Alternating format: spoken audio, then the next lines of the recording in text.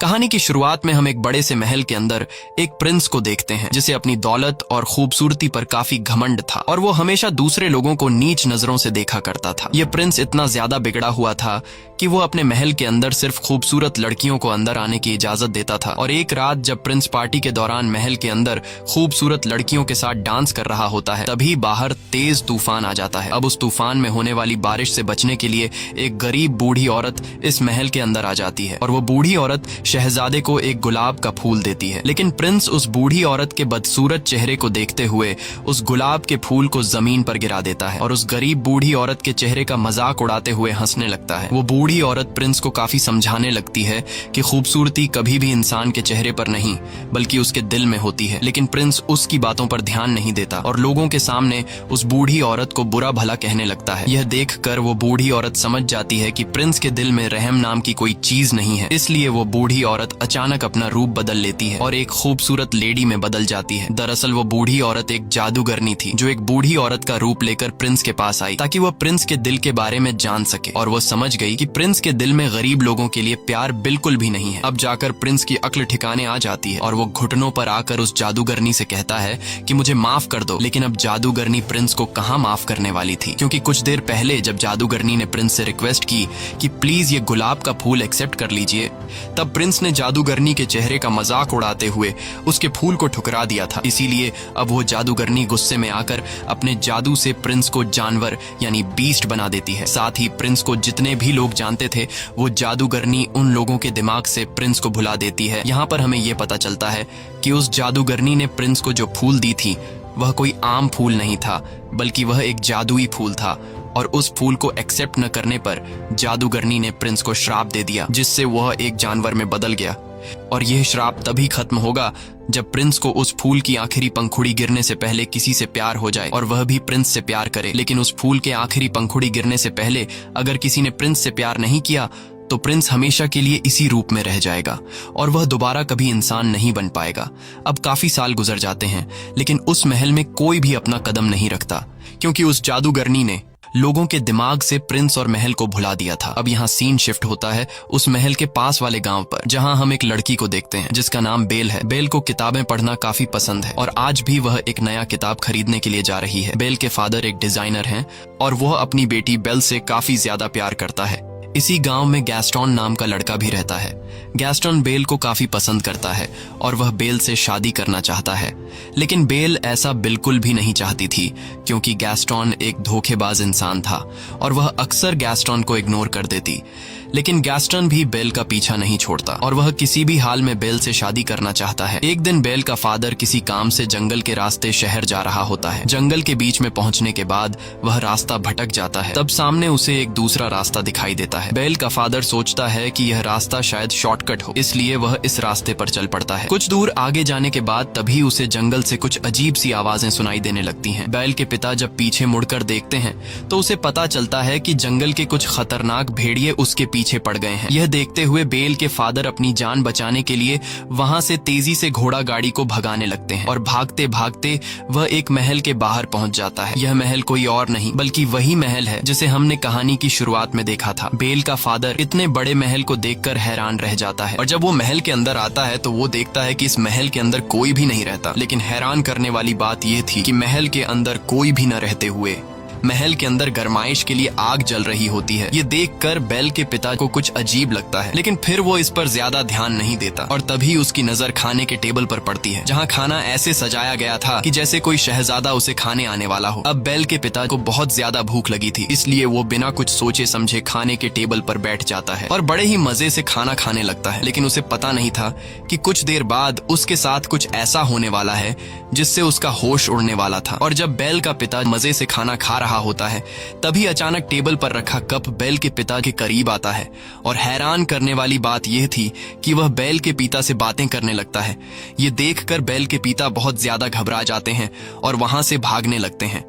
अब यहाँ पर सवाल यह उठता है कि वह कप आखिर कैसे बोल रहा था। दरअसल यहाँ पर जितनी भी चीजें पड़ी हुई थी वो पहले कभी इंसान हुआ करते थे, लेकिन जादूगरनी के श्राप की वजह से ये सभी के सभी चीजों में बदल गए।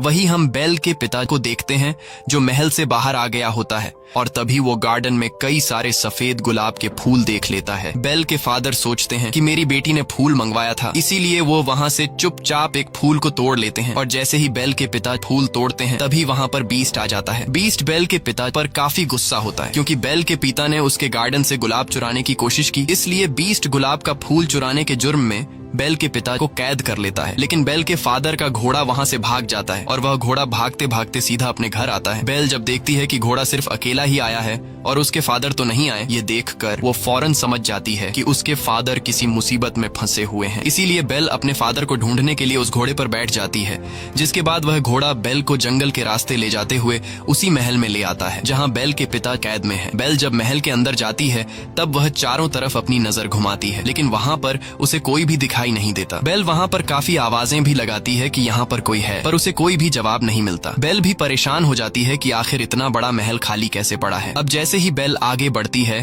तभी उसके कानों में लोगों की आवाजें सुनाई देती हैं, लेकिन हैरान करने वाली बात यह थी कि उसे कोई भी दिखाई नहीं दे रहा था। दरअसल ये वही घड़ी और कैंडल स्टैंड बातें कर रहे थे। अब जब बेल उस घड़ी और कैंडल स्टैंड के करीब आती है तभी ऊपर से बेल को अपने पिता की चिल्लाने की आवाज सुनाई देती है, जिसके बाद वह फौरन ऊपर वाले फ्लोर पर चली जाती है जहाँ उसे अपना फादर एक कोठरी के अंदर बंधा हुआ दिखाई देता है। बेल के फादर उसे जल्दी जल्दी में बताते हैं कि यह सारा महल जिंदा है, इसीलिए जितना जल्दी हो सके तुम यहाँ से भाग जाओ, कहीं ऐसा ना हो कि वह बीस्ट तुम्हें देख ले। बेल पूछती है कि कौन सा बीस्ट, जिस पर बेल के फादर बताते हैं कि वह बीस्ट बहुत ही ज्यादा खतरनाक है। मैंने तुम्हारे लिए यहाँ से सिर्फ एक फूल तोड़ा था, जिसकी सजा के तौर पर उस बीस्ट ने मुझे यहाँ उम्र भर कैद में डाल दिया। बेल के पिता बेल से कहते हैं कि तुम जल्दी से यहाँ से भाग जाओ, नहीं तो वह तुम्हें भी पकड़ लेगा। अब इससे पहले कि बेल वहाँ से निकल पाती तभी वहाँ पर बीस्ट आ जाता है, जिसे देखकर बेल काफी घबरा जाती है क्योंकि वह बीस्ट बहुत ही ज्यादा डरावना लग रहा था। लेकिन बेल अपने डर पर काबू रखते हुए बीस्ट को ऐसा दिखाती है कि जैसे वह बीस्ट से बिल्कुल भी नहीं डर रही। बेल कहती है कि मैं अपने फादर से मिलना चाहती हूँ, लेकिन बीस्ट बेल को अपने फादर से मिलने से मना कर देता है। तब बेल बीस्ट से कहती है कि तुम कितने जालिम इंसान हो जो एक गुलाब का फूल तोड़ने की वजह से तुमने मेरे फादर को उम्र भर की कैद की सजा सुना दी। मेरे फादर ने सिर्फ एक फूल ही तो तोड़ा है और ऐसा करने के लिए मैंने ही उनसे कहा था, इसलिए तुम्हें मुझे कैद करना चाहिए। लेकिन बीस्ट बेल की बात मानने से इनकार कर देता है और कहता है कि मैं तुम्हें तुम्हारे फादर से मिलने के लिए कुछ देर तक दरवाजा खोल रहा हूँ, इसलिए तुम्हें अपने फादर से आखिरी बार जो भी कहना है कह दो, क्योंकि अगर यह दरवाजा एक बार खुल गया और बंद हो गया तो दोबारा कभी भी नहीं खुलेगा।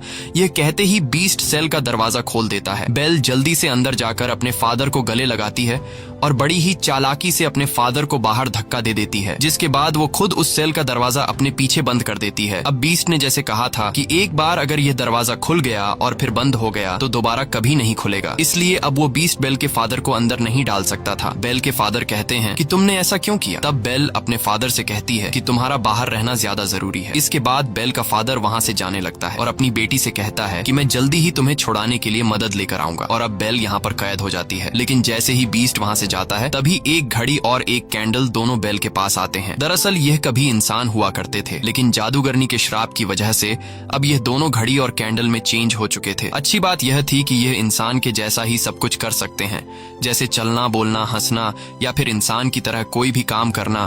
वो घड़ी और कैंडल स्टैंड दरवाजा खोलकर अंदर आ जाते हैं और बेल से बातें करने लगते हैं। ये सब देखकर बेल घबरा जाती है और बेल को कुछ समझ नहीं आ रहा होता कि यह सब क्या हो रहा है। यहाँ कैंडल स्टैंड बेल से कहता है कि घबराओ मत और हमारे पीछे आओ। बेल अब किसी तरह हिम्मत जुटाकर उनके पीछे जाती है और वो दोनों बेल को एक लग्जूरियस रूम के अंदर ले आते हैं और बेल से कहते हैं कि तुम यहाँ रह सकती हो। लेकिन जब इस बात की खबर बीस्ट को लगती है तब उसे काफी गुस्सा आता है, इसीलिए वह घड़ी और कैंडल स्टैंड को काफी डांटने लगता है। लेकिन वो दोनों कहते हैं कि शायद यही लड़की है जो हमें उस श्राप से आजाद करवाएगी। इसलिए वो कैंडल स्टैंड और घड़ी बीस्ट से कहते हैं कि तुम्हें उस लड़की के करीब जाकर उसे इम्प्रेस करना चाहिए। वो बीस्ट से कहते हैं कि जाओ और इस लड़की से बातें करो, उसे खाने के लिए इन्वाइट करो और उसे अपने प्यार के जाल में फंसा लो। ये सब सुनकर बीस्ट गुस्सा हो जाता है और कहता है कि क्या तुम दोनों पागल हो चुके हो? मैं इतना गिर चुका हूँ कि अब मैं एक चोर की बेटी को खाने के लिए इनवाइट करूं और उसके साथ बैठकर खाना खाऊंगा। बीस्ट कहता है कि ऐसा कभी भी नहीं हो सकता। लेकिन जब सारे लोग उसे कहते हैं कि तुम्हें इस लड़की लड़की को खाने पर इनवाइट करना होगा तब वह मान जाता है, क्योंकि इस महल के अंदर जितने भी लोग कैंडल, चेयर, घड़ी और चीजें बने हैं उसका जिम्मेदार सिर्फ और सिर्फ बीस्ट है। क्योंकि अगर वह उस दिन उस बूढ़ी औरत से वह फूल खुशी खुशी ले लेता तो आज इन लोगों की हालत इस तरह नहीं होती। अब यहाँ बीस्ट बेल के रूम का दरवाजा खटखटाकर उससे कहता है कि तुम मेरे साथ खाना खाओगी, लेकिन इसे तुम कोई रिक्वेस्ट मत समझना। ये सुनकर बेल उससे कहती है कि क्या तुम पागल हो? तुमने पहले मेरे फादर को बंदी बनाया, फिर मुझे कैद कर लिया और अब मेरे साथ खाना खाने के लिए पूछ रहे। ऐसा कभी नहीं हो सकता। ये सुनकर बीस्ट गुस्से से दरवाजे पर जोर जोर से पीट कर बोलने लगता है कि चाहे जो भी हो जाए तुम मेरे साथ खाना खाकर ही रहोगी। लेकिन बेल कहती है कि मैं भूखी ही क्यों न मर जाऊं, पर मैं तुम्हारे साथ खाना कभी नहीं खाऊंगी। यह सुनकर बीस्ट का गुस्से से बुरा हाल हो जाता है और कहता है कि ठीक है, तुम्हारी यह ख्वाहिश भी पूरी होगी, अब मैं तुम्हें भूखा ही मारूंगा। वह कहता है कि इसे कोई भी खाना मत दो और इसे भूख से मरने दो। यह कहकर बीस्ट वहाँ से चला जाता है। अब यहाँ घड़ी, कैंडल और बाकी चीजें काफी उदास हो जाते हैं, क्योंकि उनका श्राप से आजाद होने का मौका जाया हो चुका था। यहाँ पर हम देखते हैं कि बीस्ट उसी गुलाब के फूल के पास जाता है जिसकी आखिरी पंखुड़ी गिरने के बाद महल के अंदर मौजूद सभी लोग मर जाएंगे। यहाँ बीस्ट देखता है कि इस फूल की बहुत सारी पंखुड़ियां टूटकर नीचे गिर गई हैं। ये देखकर बीस्ट बहुत ज्यादा उदास हो जाता है, क्योंकि इस फूल से पहले ही कई सारी पंखुड़ियां गिर चुकी होती हैं और अब बस कुछ ही पंखुड़ियां रह गई होती हैं। ये वही जादूगरनी का दिया हुआ मैजिकल फूल होता है जिसकी आखिरी पंखुड़ी गिरने से पहले अगर किसी लड़की को बीस्ट से प्यार नहीं हुआ तो बीस्ट के साथ साथ वो श्रापित लोग जो इस वक्त गाड़ी, टेबल, अलमारी और कैंडल स्टैंड में बदले हैं, यह लोग हमेशा के लिए मिट जाएंगे। वहीं दूसरी तरफ हम देखते हैं कि बेल का फादर वापस अपने गांव आ चुका है। वो सभी लोगों से कहने लगते हैं कि मेरी बेटी की जान खतरे में है। जंगल के पास एक महल है जहां पर एक बीस्ट रहता है और उसी बीस्ट ने मेरी बेटी को कैद करके रखा है। ये सब सुनकर वहां पर मौजूद सभी लोग बेल के पिता पर हंसने लगते हैं और उसकी बात पर कोई भी यकीन नहीं करता। लेकिन गैस्टन, जो कि बेल से शादी करना चाहता था, इसीलिए वो बेल के फादर को इम्प्रेस करने के लिए कहता है कि मैं तुम्हारी बातों पर यकीन करता हूँ, मैं तुम्हारे साथ जाऊंगा तुम्हारी बेटी को बचाने के लिए। जिसके बाद गैस्टन और उसका एक साथी बेल के फादर के साथ जंगल के रास्ते से होते हुए बेल के पास जाने लगते हैं। अब रात के अंधेरे में बेल का फादर जिस रास्ते से महल तक पहुंचा था वो रास्ता अब बेल का फादर भूल चुका होता है और उसे वो रास्ता नहीं मिल रहा होता। ये देखकर गैस्टन को काफी गुस्सा आता है और वो बेल के फादर से कहता है कि तुम्हारा दिमाग खराब हो गया है, यहाँ कोई भी बीस्ट नहीं रहता, तुमने फिजूल में मेरा टाइम जाया किया। साथ ही साथ गैस्टन बेल के फादर से यह भी कह देता है कि मैं तुम्हारी बेटी से प्यार करता हूँ और मैं तुम्हारी बेटी से शादी करना चाहता हूँ। लेकिन बेल के फादर उससे कहते हैं कि मेरे जिंदा रहते हुए ऐसा कभी नहीं हो सकता। इस बात पर गैस्टन को काफी गुस्सा आता है और वो बेल के फादर को पंच मारकर नीचे गिरा देता है। इसके बाद वो बेल के पिता को एक पेड़ के साथ बांध देता है और उसे वहीं मरने के लिए छोड़कर वहां से चला जाता है ताकि भेड़िए इसे मार दें, क्योंकि यह भेड़ियों का इलाका था। लेकिन ऐसा कुछ नहीं होता और अगली सुबह हम देखते हैं कि बेल के पिता के पास एक लेडी आती है जिसका नाम अगता था। अगता को गांव से निकाल दिया गया था। यहाँ अगता जब बेल के फादर को बंधा हुआ पाती है तब वो बेल के फादर को छुड़ाकर उसकी जान बचा लेती है। वहीं दूसरी तरफ हम महल में बेल को देखते हैं जिसके पास चाय का कप मिलने आता है और बेल से कहता है कि बीस्ट कोई बुरा इंसान नहीं है, बल्कि वो दिल का बहुत ही अच्छा है। इसके बाद वो सभी चीजें बेल को अपने साथ एक दूसरे रूम में ले जाते हैं जहाँ वो बेल को खाना खिलाते हैं। यहाँ बीस्ट आकर जब ये सारी चीजें देखता है तो वो चुपचाप वहाँ से चला जाता है। अब जब बेल वापस अपने रूम में सोने के लिए आती है तब उसे पास में ही एक दूसरा रूम दिखाई देता है, जिसे देखकर बेल बिना कुछ सोचे समझे उस रूम के अंदर चली जाती है और यह वही रूम होता है जिसके अंदर वो मैजिकल फूल रखा गया था। बेल उस फूल के करीब जाती है और जैसे ही उस फूल को छूने वाली होती है तभी वहां पर बीस्ट आ जाता है और वो बेल को डांटते हुए कहता है कि तुम्हें अंदाजा नहीं है कि तुम क्या करने वाली थी। अगर इस फूल को कुछ हो जाता तो हम सबकी जान चली जाती। बीस्ट गुस्से में आकर उससे कहता है कि चली जाओ यहाँ से और दोबारा मुझे अपनी शक्ल मत दिखाना। बीस्ट के जोर से चिल्लाने की वजह से बेल रोते हुए महल को छोड़कर जाने लगती है। इस दौरान महल की श्रापित चीजें बेल को रोकने की काफी कोशिश करते हैं, लेकिन बेल कहती है कि अब मैं इस महल में एक सेकंड के लिए भी नहीं रुकूंगी और वो घोड़े पर बैठकर जंगल के रास्ते जाने लगती है। बेल को जाता देखकर महल के अंदर मौजूद श्रापित चीजें काफी मायूस हो जाती हैं, क्योंकि बेल इन्हें छोड़कर चली गई और ये श्रापित चीजें समझ जाते हैं कि अब हम हमेशा के लिए इसी हालत में रहेंगे। यहाँ बेल जैसे ही जंगल में कुछ दूर आगे आती है तभी वहां कुछ भेड़िए उसे घेर लेते हैं।